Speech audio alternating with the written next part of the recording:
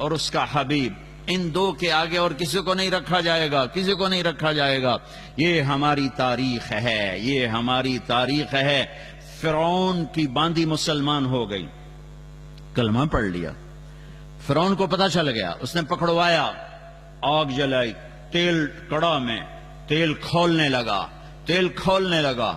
اس کو دو بیٹیاں تھیں، ان کو پکڑوایا، کہا اب بول، اگر میرا کلمہ پڑھتی ہے تجھے زندگی مبارک، بچیاں مبارک، اگر موسیٰ کا کلمہ پڑھتی ہے پہلے تیری بچیوں کو جلاؤں گا پھر تمہیں جلاؤں گا۔ لا الہ الا اللہ۔ انہوں نے کہا فرعون یہ میری دو ہیں، میری 100 بھی ہوتی تو میں آگ میں ڈال دیتی، یہ تو دو ہیں۔ اولاد کے لیے کرتے ہو نا، شراب کیوں بیچ رہا ہے؟ بچوں دا مستقبل بن جاوے۔ یہ ماں دیکھو، یہ ماں کھڑی ہوئی ہے، جو ماں کا کلیجہ زیادہ نرم ہوتا ہے اولاد کے لیے، اس لیے اللہ نے اپنی محبت کی تشبیہ باپ سے نہیں دی، ماں سے دی ہے۔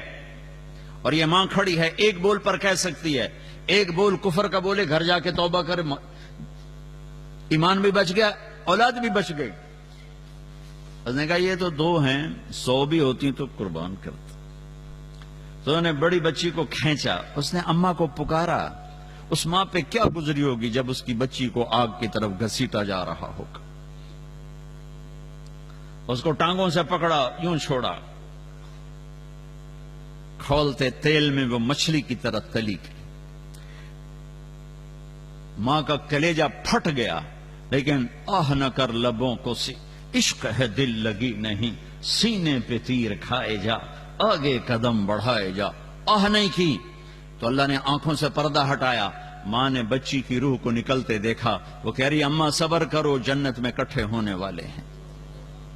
پھر وہ معصوم دودھ پیتی بچی کو پکڑا جو دل کے زیادہ قریب ہوتی ہے، اس کو تو پتہ بھی نہیں چلا، بڑی کو تو پتہ چل رہا تھا کیا ہونے والا ہے، اس کو تو کچھ پتہ نہیں، اس کی تو چیخ بھی نہ نکلی، وہ تو گئی اور تل کے راک اور کوئلہ ہو گئی۔ پھر اللہ نے ماں کی آنکھوں سے پردہ ہٹایا اور ماں نے بچی کی روح کو نکلتے دیکھا، کہا اماں صبر کرو، ابھی اکٹھے ہو جائیں گے۔ پھر اس نے باندی کو پکڑا تو اس نے کہا ایک خواہش ہے، ایک درخواست ہے۔ فرعون نے کہا کیا؟ کہ جب مجھے بھی جلا دو تو ہم تینوں کی ہڈیاں اکٹھی دفن کر دینا، جدا نہ کرنا۔ کہا ہاں کر دیا جائے گا۔ وہ بھی جل گئی، پیرس والوں کو پیغام دے گئی کہ اللہ کو یوں بھی راضی کیا جاتا ہے۔ یہ کہانیاں تم نے سنی نہیں، میں تمہیں سنا رہا ہوں۔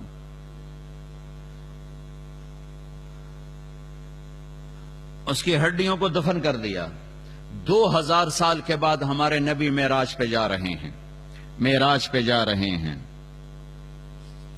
جب آپ بیت المقدس سے گزرتے ہوئے پہنچے تو آپ کو جنت کی خوشبو آئی، قریب کرو، آپ کو جنت کی خوشبو آئی۔ آپ نے جبریل سے پوچھا یہ جنت کی خوشبو کہاں سے آ رہی ہے؟ تو جبریل نے کہا یا رسول اللہ، فرعون کی باندی اپنی بیٹیوں کے ساتھ جہاں دفن ہے یہ خوشبو وہاں سے آ رہی ہے، اور اس کو مرے ہوئے 2000 سال ہو چکے ہیں، 2000 سال سے اس کی قبر خوشبودار ہے، اور وہ پیغام دے رہی ہے پیرس والوں کو کہ اللہ کو یوں بھی راضی کیا جاتا ہے، یوں بھی راضی کیا جاتا ہے۔ وہ تو باندھی تھی، میں تمہیں اللہ کے نبی کی اولاد کا نہ سناؤں جنہوں نے اپنے خون کو پانی کی طرح بہا کے تمہارے لیے سارے دروازے بند کر دیے، میرے لیے سارے دروازے بند کر دیے۔ میرے نبی نے فرمایا ریحانتیہ من الدنیا، میرے جنت کے 2 پھول دنیا میں کون؟ حسن اور حسین۔ میرے نبی نے فرمایا حسین منی وانا منہ، حسین مجھ سے ہے، میں حسین سے ہوں۔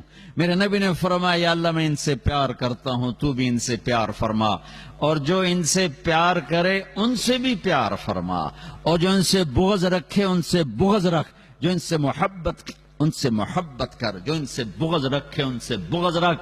اور یہ وہ شہزادے ہیں جن کے لیے میرا نبی گھر میں آتے ہیں، ایک دفعہ نہیں، ہر چوتھے دن کا قصہ ہے۔ این اللقع، میرے شرارتی بچے کدھر ہیں؟ این اللقع، میرے شرارتی بچے کدھر ہیں؟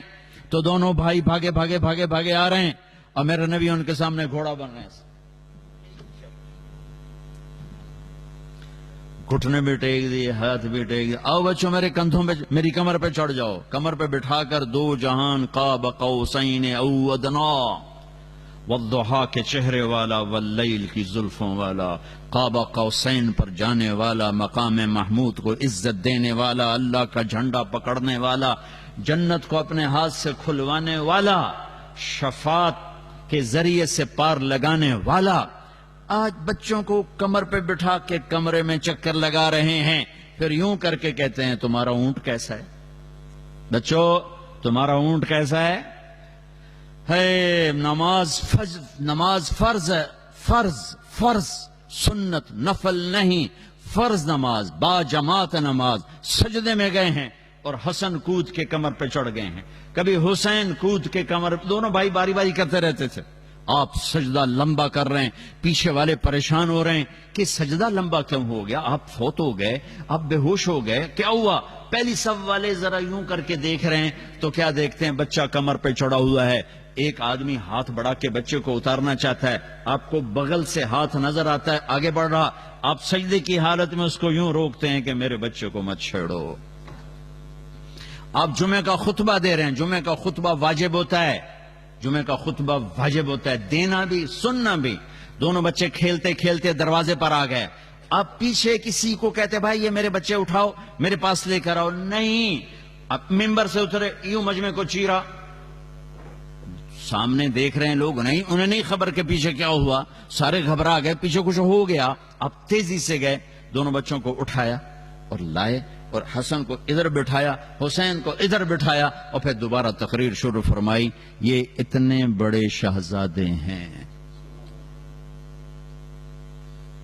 آپ دونوں میں کشتی کرا رہے، حسن حسین کی کشتی کرا رہے، اور حسن بڑے تھے حسین چھوٹے تھے، لہذا وہ دب رہے تھے، حسن دبا رہے تھے، تو اب حسین کو شاباش حسین بھائی، شاباش حسین میاں شاباش۔ تو حضرت فاطمہ بھی بیٹھی دیکھ رہی تھی یہ کشتی، وہ کہنے لگی یا رسول اللہ آپ صرف حسین کو شاباش دیے جا رہے ہیں، حسن کو کیوں نہیں دیتے؟ تو آپ نے کہا یہ جبریل میرے پاس کھڑا حسین کو شاباش دے رہا ہے، میں بھی اسی کو شاباش دے رہا ہوں۔ یہ وہ بچے ہیں، حسن سر سے لے کر کمر تک نبی کے مشابہ تھے، کمر سے پاؤں تک باپ کے مشابہ تھے، حسین سر سے لے کر کمر تک باپ کے مشابہ تھے، کمر سے لے کر پاؤں تک اپنے نانا کے مشابہ تھے۔ اس مشابہت کی وجہ سے میرے نبی فرماتے